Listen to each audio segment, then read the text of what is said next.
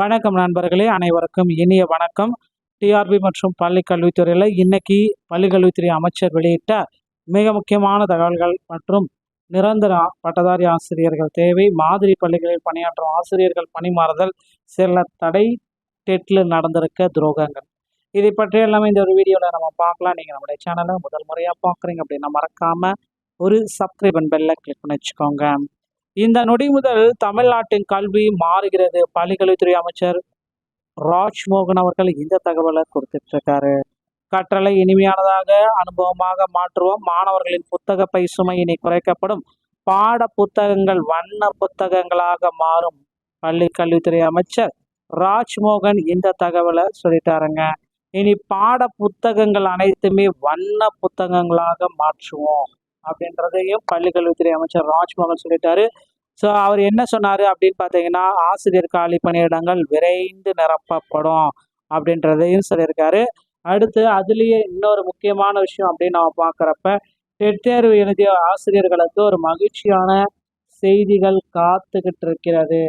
So டெட்டில் நிறைய ஆசிரியர்கள் பார்த்தீங்கன்னா சிறப்பு டெட்டு ரொம்ப ரொம்ப டஃப்பாக இருந்தது அப்படின்றத குறிப்பிட்டிருக்காங்க.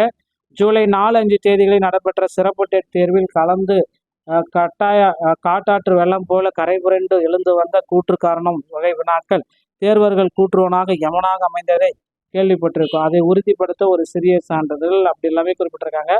ஸோ ஒரு வினாவிற்கு நீங்கள் 2 விடை தெரிஞ்சிருந்தால் மட்டும்தான் உங்களால் விடை செலுத்த முடியும்.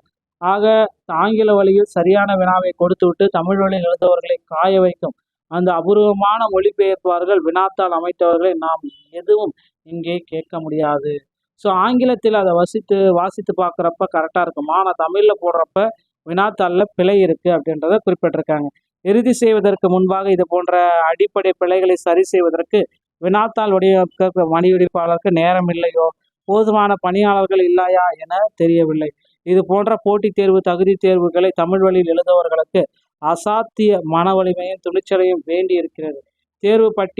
தேர்வுக்கு படிப்பதை விட இது மிக முக்கியமானதாக தெரிகிறது.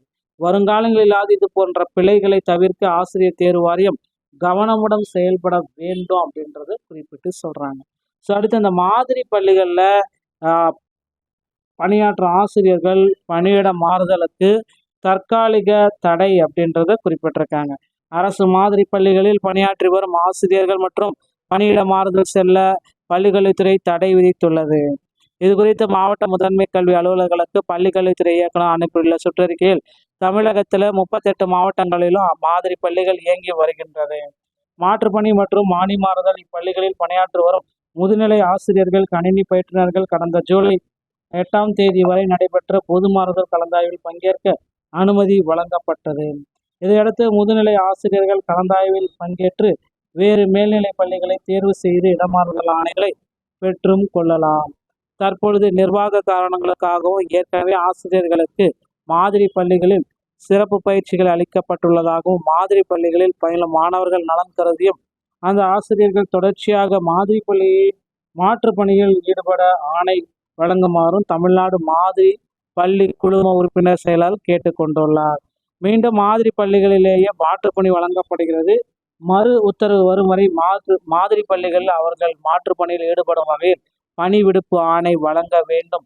மக்கள் தொகை கணக்கெடுப்பில் பணிபுரியவில்லை என உறுதி செய்ய சம்பந்தப்பட்ட தலைமை ஆசிரியர்களுக்கு அறிவுறுத்தப்பட வேண்டும் அப்படின்றதையும் அவங்க குறிப்பிடுறாங்க. அதே போல மாதிரி பள்ளிகளில் மாற்றுப்பணிக்கு செல்வதால் அப்பள்ளிகளில் கற்பித்தல் பணியை தொடர பள்ளி மேலாண்மை குழு SMC மூலமாக தற்காலிக ஆசிரியர்களை நியமிக்கப்பட வேண்டும் என்று இவ்வாறு அதில் குறிப்பிட்டு சொல்றாங்க. அடுத்து நிரந்தர பட்டதாரி ஆசிரியர்கள் தேவை. தென்காசி மாவட்டம் சிவகிரி சேன தலைவர் மேல்நிலை பள்ளியில் காலியாக உள்ள 2 பதவிகளுக்கு தகுதியுள்ளோடு கொண்டு விண்ணப்பங்கள் வரவேற்கப்படுகிறது. பட்டதாரி ஆசிரியர் பதவி ஓகேங்களா, தமிழ் நிரந்தரம், இனசுழற்சி SC ஆதிதிராவிட, கல்வி தகுதி BA BEd தமிழ் டெட்டு பதவி. அடுத்து பட்டதாரி ஆசிரியர் தமிழ் நிரந்தரம், இனசுழற்சி MDC மற்றும் DNC, கல்வி தகுதி BA BEd தமிழ் வித் டெட்டு. மாத சம்பளம் அரசு விதிமுறைகளின்படி. விண்ணப்பங்கள் வந்து சேர வேண்டிய கடைசி நாள் 25/7/2026. எந்த அட்ரஸ் நீங்கள் விண்ணப்பம் அனுப்பணும் பார்த்தீங்கன்னா, செயலர் சிவகிரி சேனை தலைவர் மேல்நிலை பள்ளி, சிவகிரி 627757 தென்காசி மாவட்டம். தொடர்பெண்கள் 8489518940 இந்த நம்பருக்கு கால் பண்ணி ஏதாவது சந்தேகத்தை நீங்கள் தெரிஞ்சுக்கலாங்க. நண்பர்களே, அடுத்து பள்ளி கல்வித்துறையில் ஒரு புதிய அரசாணையை பள்ளி கல்வித்துறையில் வெளியிட போகிறதா தகவல்கள் வந்திருக்குங்க.